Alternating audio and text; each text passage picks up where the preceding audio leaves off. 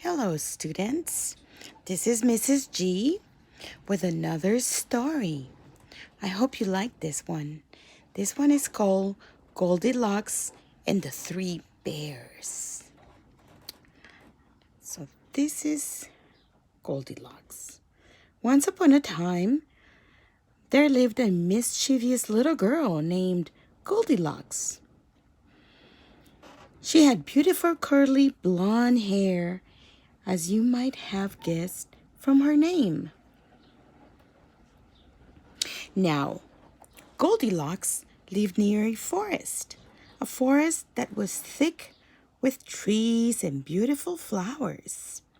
All sorts of amazing creatures lived there. They lived there too, like squirrels and rabbits and birds and noisy dogs, like the one you're listening right now to. Goldilocks loved to take long walks in the forest, exploring a different part every time. One day, on one of her walks, Goldilocks came across a pretty cottage that she had never seen before. Little did she know that this particular cottage belonged to a family, the Three Bears. There was a very big Papa Bear, a medium-sized Mama Bear, and a very small Baby Bear. Curious about who lived there, the little girl tapped on the door and waited for a reply. No one answered. Goldilocks tapped again, this time a little harder. Still, there was no reply. Only a dog was barking, like the one you're listening to right now. Her curiosity soon got the better of her, and Goldilocks couldn't see the harm in turning the door handle and peeping inside for just a moment.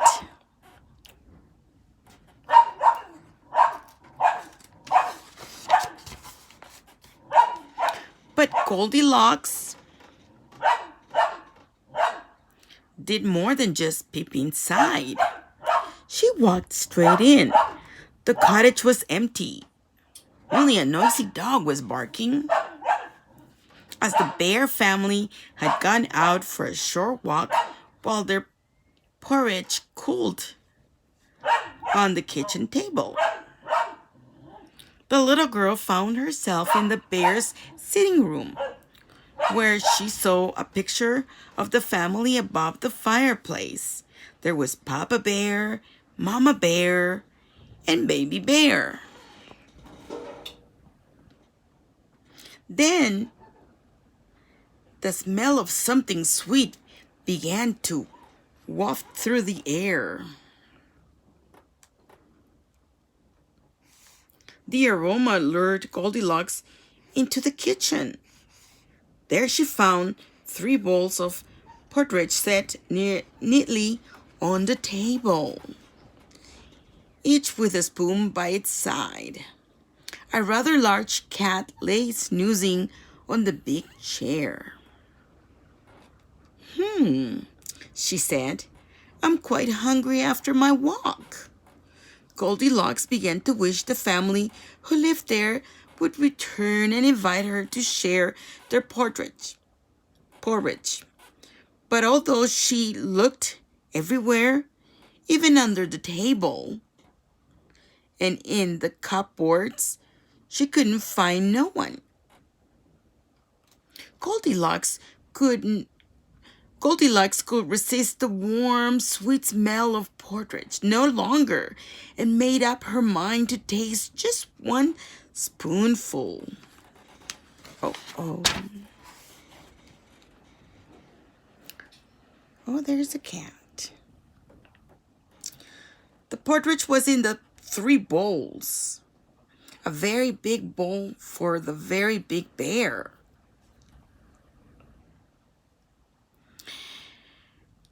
A middle-sized bowl for the middle-sized bear, and a tiny bowl for the tiny bear. For some reason, it didn't enter her head that she shouldn't eat someone else's breakfast and that the family who lived there could return at any moment. "This porridge is too hot," she gasped. So Goldilocks moved to the middle-sized bowl. "This porridge is too cold." Then Goldilocks moved to the third bowl, the very small one, and started to eat. This porridge is just right," she said, and she ate it all up without thinking. Oh.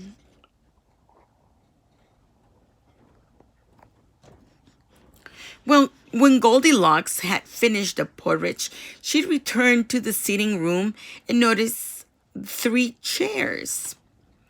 One was a very big chair, and she climbed on it and sat down. Oh dear, how hard it was.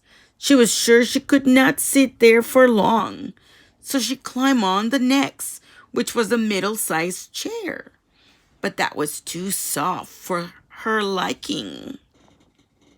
Finally, Goldilocks tried the very small chair, and that one suited her just fine. But if truth be told, Goldilocks was a bit too big for this chair. And the longer she sat there, the more the seat started to sink. Then it sank more. Some more. Then all of a sudden, the seat went pop and fell out beneath her. Goldilocks had broken Baby Bear's chair. Oh boy.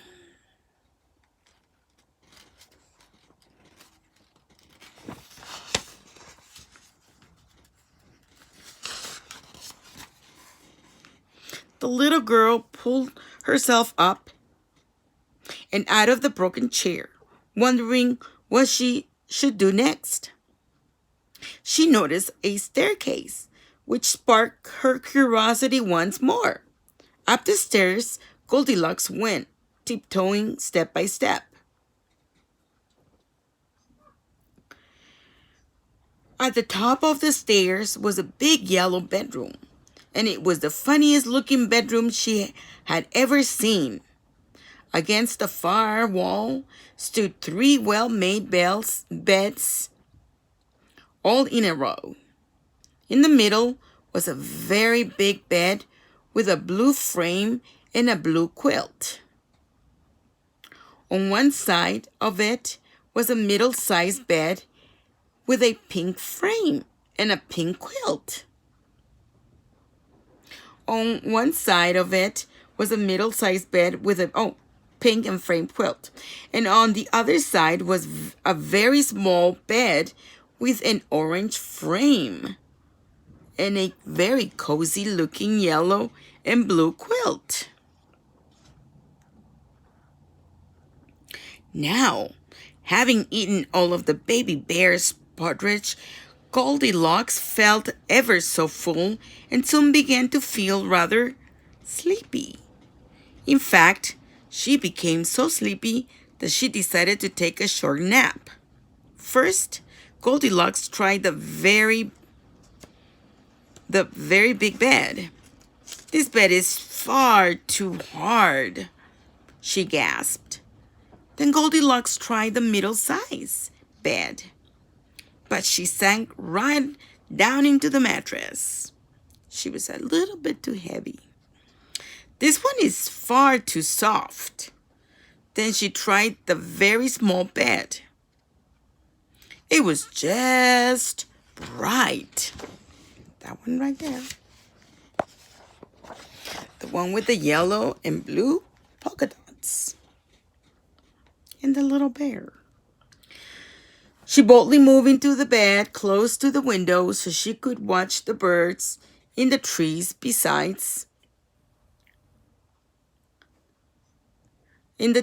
outside. Then Goldilocks climbed on the bed. She laid her head on Baby Bear's perfectly soft pillow, and she snuggled under the baby bear's perfectly soft blanket. She even cuddled one of baby's favorite teddy bears. Baby bear Baby Bear's bed was very, very comfy, and within minutes, Goldilocks fell into a deep, deep sleep. So deep, in fact, that she didn't hear the bears come home. Oh, oh. As the bear family walked up the path to their house, refreshed from their morning walk and quite ready for their porridge, they had no idea what was awaiting them inside. Papa Bear saw the first clue that something wasn't right when he noticed the front door was open. Oh. The bear slowly entered their house, not knowing quite what to expect. The bears couldn't believe it.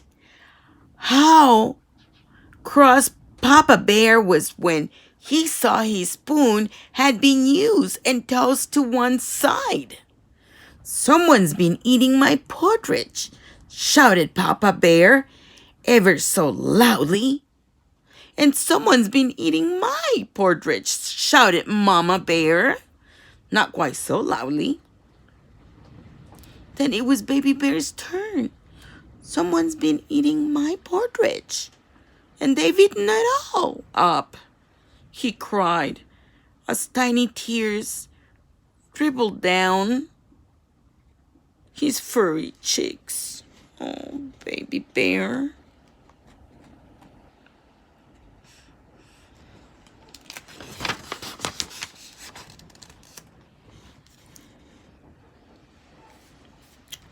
The bears wandered around the house looking for anything else that might be out of place.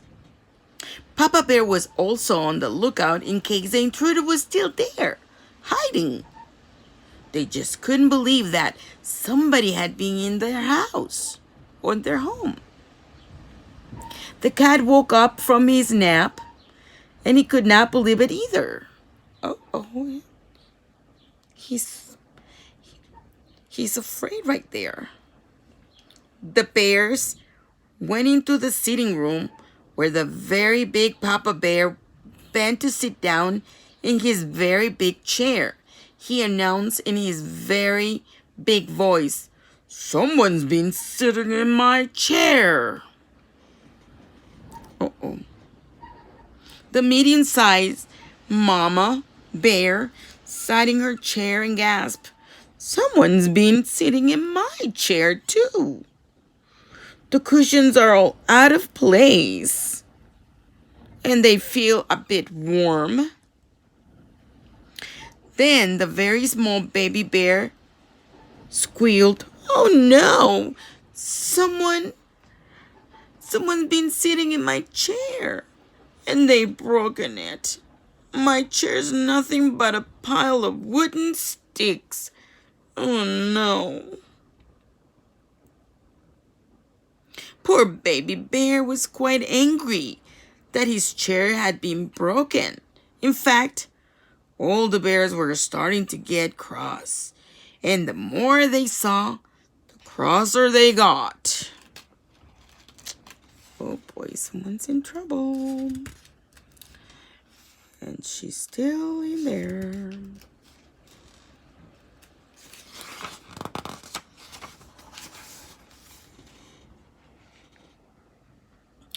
The bears began to wonder if the mysterious and very bold intruder might be upstairs. There was definitely no one downstairs, so they clambered up to the bedroom. As soon as Papa Bear looked around the bedroom, he noticed his bed.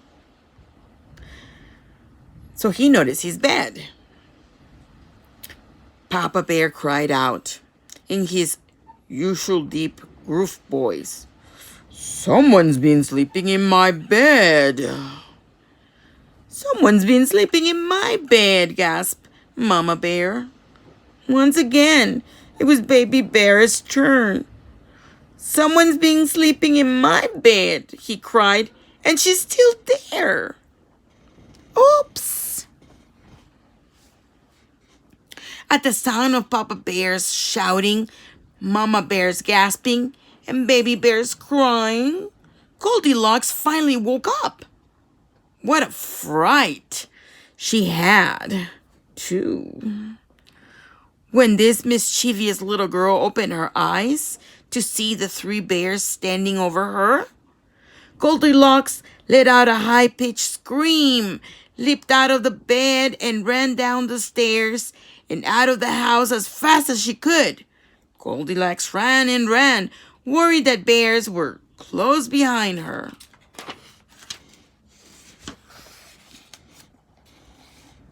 Uh-oh. Eventually, she made it home. And of course, the bear family hadn't chased her at all, as they had been rather startled by the little girl with the curly locks.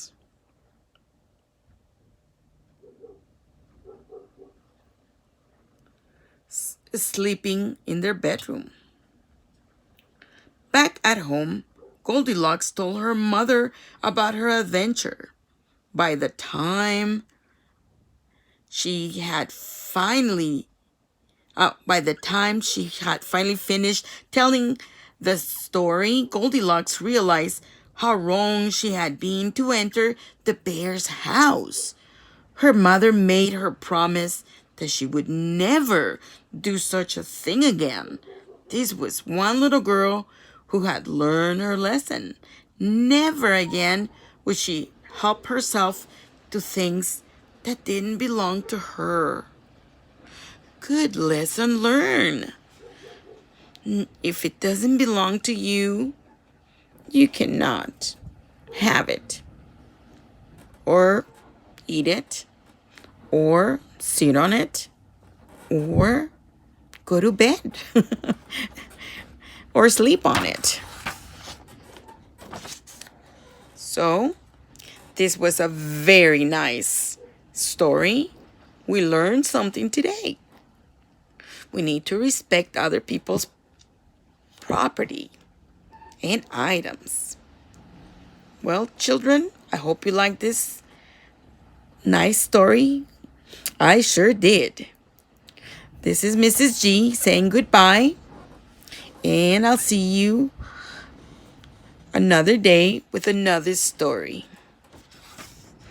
Don't forget, wash hands, be safe, and stay healthy.